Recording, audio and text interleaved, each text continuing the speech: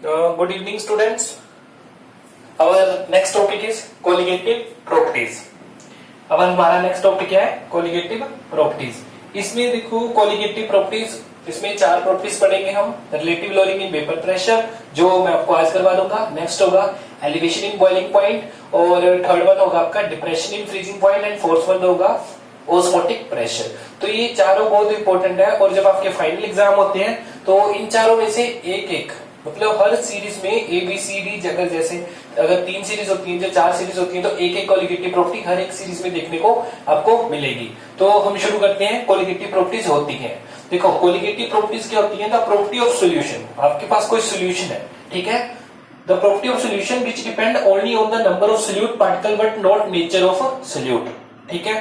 बोलता colligative properties क्या होगी कि कोलिगेटिव प्रॉपर्टीज क्या है आपके पास कि कोई भी सॉल्यूशन है उसकी प्रॉपर्टीज, ठीक है। तो प्रॉपर्टी ऑफ सॉल्यूशन बोलता है जिसमें किसी सॉल्यूशन की प्रॉपर्टी सिर्फ किसके ऊपर डिपेंड करेगी? नंबर ऑफ सोल्यूट पार्टिकल, ठीक है। कोलिगेटिव प्रॉपर्टी क्या होगी? जिसकी भी सॉल्यूशन की property number of solute particle के ऊपर डिपेंड करेगी, उसको बोलेंगे कोलिगेटिव प्रॉपर्टी। वो ये नहीं मैटर करेगा कि उसकी स्टेट कौन सा है, उसका नेचर कौन सा है। तो सीधा सा कोलिगेटिव प्रॉपर्टी है जो किसके ऊपर डिपेंड करता है, मतलब number of moles of number of solute particle. Colligative property क्या है? जो नंबर ऑफ सोल्यूट पार्टिकल के ऊपर डिपेंड करेगा। जैसे मैं आपको relative lowering in vapour pressure करवाऊंगा, तो ये लास्ट में आप देखोगे कि किसके ऊपर डिपेंड करेगा?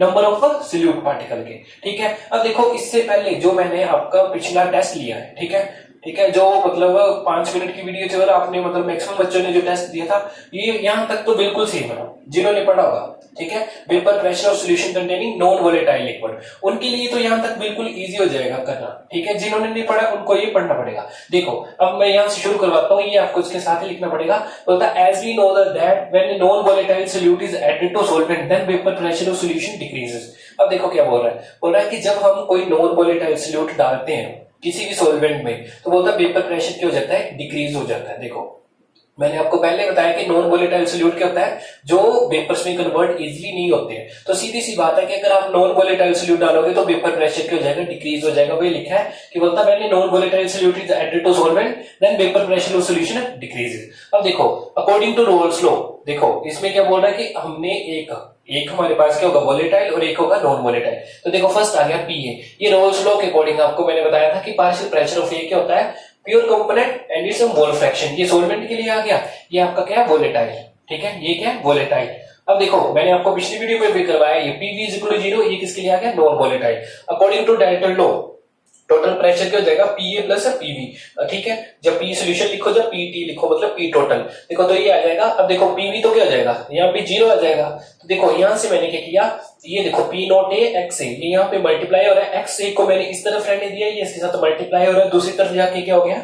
डिवाइड हो गया, मतलब ये पी नॉट ए इसके नीचे आ गया, ये चीज आ गई, ठीक है। आगे क्या यहाँ पे लिखा है? Subtracting 1 from both sides. क्या किया हमने? एक एक माइनस किया दोनों साइड, दिया आ गया 1 minus X A 1 minus P solution P not a. इसको तो ऐसे लिखा आपने।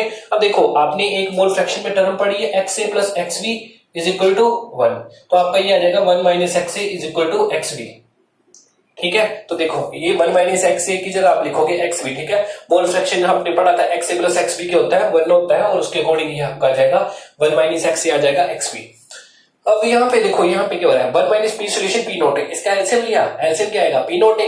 और देखो जब आपको पता है जब यहाँ पे भी क्या मतलब 1 है, इसका एलसीएम लेंगे तो ऊपर ये मल्टीप्लाई हो जाएगा P not a minus P solution P not a, ठीक है। तो ये चीज आ गई। अब देखो इसी चीज को मैंने आपको लास्ट टाइम बताया था कि इसको बोलते हैं relative lowering in vapour pressure.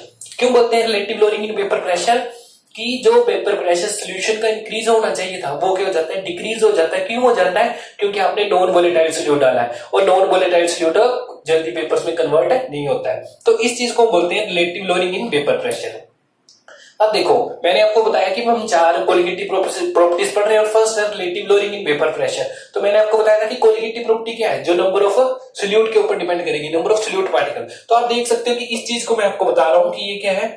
Relative lowering in vapour pressure. ठीक है। Relative lowering in vapour pressure है तो ये किसके इक्वल आ रहा है, ये आ रहा है number of moles of solute, ठीक है। तो लिख दिया this is called relative lowering in vapour pressure, it is a colligative property. क्यों लिखा है कि relative lowering in vapour pressure colligative property है, क्योंकि ये इसके इक्वल आ रहा है, एक्स भी क्या है, number of moles of solute. तो यहां से ये प्रूव हो जाता है कि ये कोलिगेटिव प्रॉपर्टी है, relative lowering in vapour pressure. अब जब इसी के साथ इसका नेक्स्ट पार्ट होता है determination of molar mass of solute from relative lowering in vapour pressure, वो देखेंगे। देखो अब हम क्या देखेंगे, determination of molar mass of solute from relative lowering in vapour pressure. जो मैंने आपको पिछला एक्सप्रेशन करवाया उसी एक्सप्रेशन में एक मैंने नंबर डाला था इक्वेशन फर्स्ट, ठीक है। तो वहीं से करेंगे, इस चीज से लेंगे हम। देखो ये किया ना हमने, P naught A minus P solution, मैंने इक्वेशन नंबर डाला हुआ है इसमें पी नोट ए, ठीक है। ये चीज है हमारे पास, P naught A minus P solution P naught A, ठीक है, is equal to X B, ठीक है।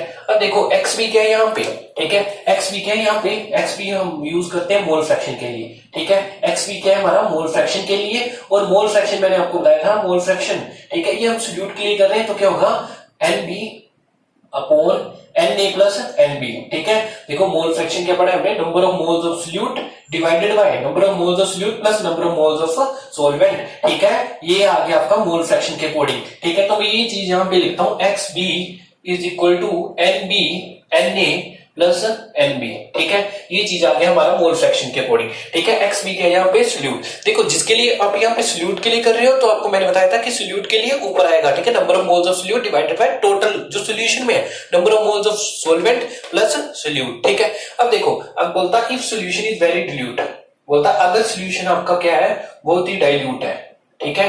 तो आप क्या करोगे, ये वाला जो सॉल्यूट है इसको नेग्लिजिबल कर दोगे, मतलब जो Na की कंसंट्रेशन है वो बड़ी ज्यादा होगी, और आप क्या करोगे, सो Nb इज नेग्लिजिबल, ठीक है। आप जो नीचे वाला Nb है इसको क्या कर दोगे, नेग्लिजिबल कर दोगे, ठीक है। क्या करोगे, बोलता if solution is very dilute, बोलता अगर सॉल्यूशन बहुत ही डाइल्यूट है तो Na की कंसंट्रेशन बड़ी ज्यादा होगी Nb से, तो आप क्या करोगे, इस चीज को नेग्लिजिबल कर दोगे, तो आपका ये आ गया Xb is equal to Nb upon Na, ठीक है। अब देखो Nb यहाँ पे एक है, ठीक है, ये आपका नंबर ऑफ Nb मैं यहाँ पे लिख रहा हूँ, Nb क्या है आपका number of moles of solute, number of moles of solute.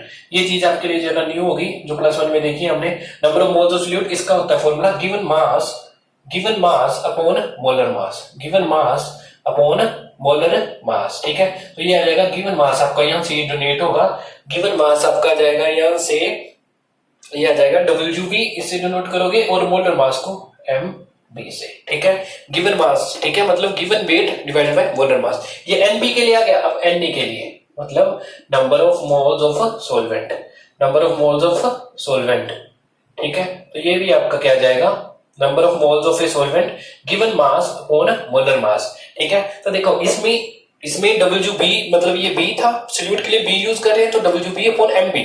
अब देखो यहाँ पे Na यूज किया तो क्या आएगा, WA अपॉन MA, ठीक है। ये चीज आ गई। अब देखो ये चीज आप दोनों यहाँ पे यूज करोगे, NB की वैल्यू और Na की, तो क्या आ जाएगा, XB NB की जगह रख दो, given mass of solute molar mass of solute divided bye given mass of solvent divided by molar mass of solvent, ये चीज आ गई। अब देखो मैं इसको ऊपर भेज देता हूं, क्या जाएगा, XB इज इक्वल टू, ये आ जाएगा आपका WB अपॉन MB। अब देखो ये चीज ऊपर चल जाएगी तो ये क्या जाएगा, MA अपॉन WA, ठीक है। ये चीज आ गई आपकी यहां से, XB की वैल्यू ये चीज आ गई, ठीक है। अब आप ये इसमें भर दो, ठीक है, इसको 2 इक्वेशन नंबर भर दो, मतलब मान लो, और इसमें पुट कर दो, तो देखो ये क्या आएगा, जब मैं इसमें पुट करूंगा, put XB in equation first, ठीक है, तो ये क्या आएगा आपका, ये आ जाएगा P naught A minus P solution upon P naught A, और यहां से जो ये वैल्यू XB किसको पूरी की पूरी रख दो, given mass of solute molar mass of solute, और ये गिवन मास ऑफ, और ये आ गया WA। अब देखो आपने क्या निकालना था, ये चीज आ गई, थोड़ा सा इसको आपको देखना पड़ेगा। आपने निकालना है determination of molar mass of solute. अब देखो सॉल्यूट के लिए मैं B यूज कर रहा हूं तो मोलर मास ये वाला है, मोलर मास ऑफ सॉल्यूट, इस चीज को निकालना है आपको, इस चीज को आपको निकालना है। तो आप क्या करोगे, इस चीज को यहाँ भेज दो, MB को इस तरफ भेज दो, इस पूरी चीज को इसके यहाँ भेज दो, तो क्या जाएगा, MB जो आपने निकालना है, मोलर मास ऑफ सॉल्यूट जो आपने निकालना है, इसको इस तरफ भेज दिया मैंने, तो क्या जाएगा, WB अपॉन MA, और इस ये आपका WB जो पहले से है, और ये चीज जो नीचे आएगी क्या आएगा, P naught A minus P solution upon P naught A, ठीक है, ये चीज आ जाएगी। और नेक्स्ट स्टेप में क्या होगा, ये वाला पी नोट ए है, ये क्या हो जाएगा, ये भी ऊपर चला जाएगा। आप इसको ऐसे भी रहने दे सकते हो, ठीक है। तो यहाँ है, ये आपका आ गया, बस यहाँ तक आपने करना था। ये मैं इसको एक बार फिर से रिपीट कर देता हूँ। देखो इससे पहले मैंने आपको जो टेस्ट हुआ है उसमें हमने पढ़ा हुआ है, ठीक है, वहां तक हमने, यहाँ तक तो मैंने आपको उसी वीडियो में करवाया हुआ है। आगे आपने ये नई स्टेप करना है, determination of molar mass of solute from relative lowering in vapour pressure. ये इक्वेशन आपने उठा लेनी है। एक्स भी क्या है, मोल फ्रैक्शन है। एक्स भी क्या है, मोल फ्रैक्शन। मोल फ्रैक्शन क्या होता है, ये रहा मोल फ्रैक्शन। मोल फ्रैक्शन होता है number of moles of solute divided by number of moles of solute plus solvent. ये देखो एक्स भी मैं यहाँ पे सिर्फ सॉल्यूट का ले रहा हूँ क्योंकि हमारे पास सिर्फ क्या है, सॉल्यूट है, उसको निकाल रहे हैं। तो ये क्या आपका सॉल्यूट का है। देखो एक्स भी क्या है, मोल फ्रैक्शन ऑफ सॉल्यूट। तो क्या आ गया, number of moles of solute divided by number of moles of solute plus solvent. ये चीज मैंने यहाँ उतार के लिख दी। अब देखो मैंने बोला अगर सॉल्यूशन बहुत ही डाइल्यूट है तो जो सॉल्यूट की कंसंट्रेशन है वो बड़ी नेग्लिजिबल होगी। तो इसको मैंने क्या कर दिया, इस नीचे वाले को क्या कर दिया, नेग्लिजिबल कर दिया। X B upon N B upon N A. अब ये देखो ये क्या है, ये आपका number of moles of solute और ये number of moles of solvent.